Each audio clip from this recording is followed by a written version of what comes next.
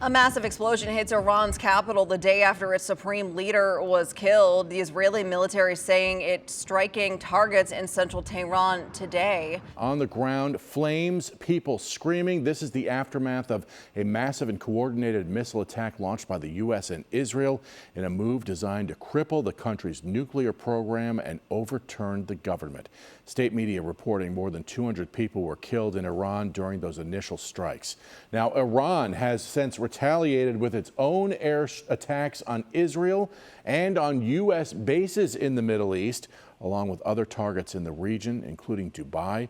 2 people were injured there overnight after its air defenses shot down Iranian drones. After loud explosions, smoke could be seen rising over the Dubai airport, the world's busiest for international travel. And U.S. Central Command releasing this new video overnight of the first 24 hours of Operation Epic Fury.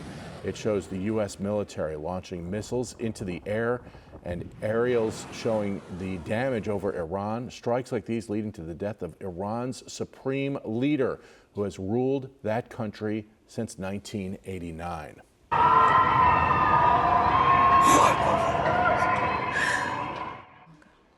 New video from an eyewitness in Iran shows the skyline in Tehran with cheers and whistles of celebration erupting across a residential neighborhood in the city.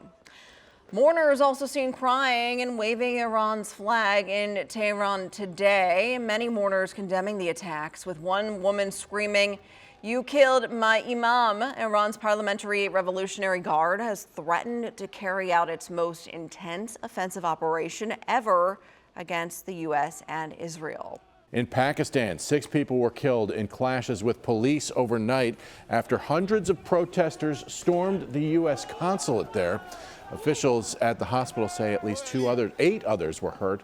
Police say the protesters later dispersed. That situation is under control. It's also igniting a new wave of celebrations and protests from Americans who say they do not want a war.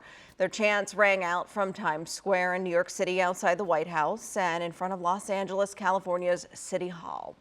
After the strikes, U.S. President Trump posting on Truth Social, calling on the Iran public to seize control of your destiny. While many Americans on the streets expressed their concerns, some Iranian Americans also joining in to share opposite stances. We have people starving in the streets in this country. We have people who can't afford health care. We have people who can't afford schools, and meanwhile, we're spending trillions upon trillions of dollars to bomb people on the other side of the world who we have absolutely no business bombing. But Iran is my family. People are getting killed. They're my family. They were my family when I cried for them.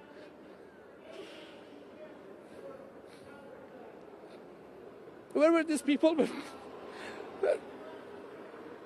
And people were slaughtered on the street of Tehran or other cities in Iran. Where were they? Where were they? The strikes mark the second time in 8 months the Trump administration has used military force against the Islamic Republic. And these protests also happening closer to home. Hours after the United States started attacking Iran, protesters met at Goodale Park in Columbus. Kirsten Lindquist on your side this morning with more of what they are telling us.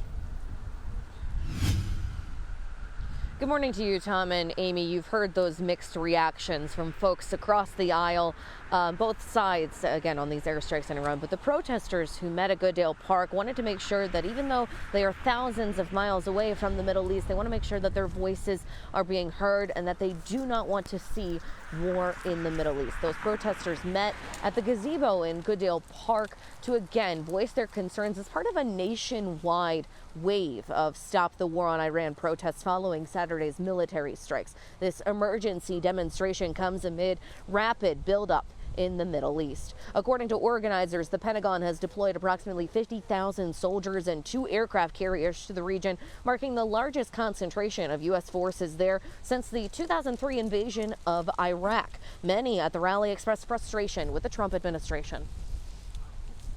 It's a shame that the Trump administration continues to invest billions of dollars into dropping bombs overseas when we have people here at home without the jobs, without the housing, and without the health care that they need.